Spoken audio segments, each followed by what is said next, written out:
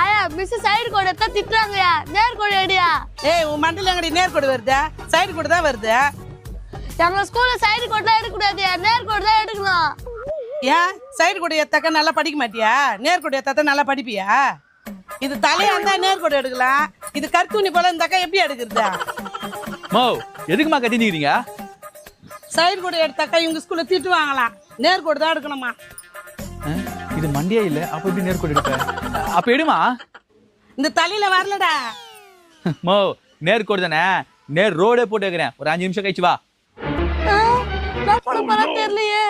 A few minutes later. நேர்கோடு எடுத்துட்டியாடா?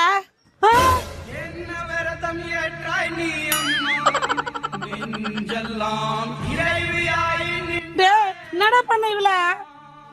அம்மா நேர்கோடு வரான்னு கவலைப்படுதுல, அதான் வெற்றம் சுத்தி எடுத்து போடு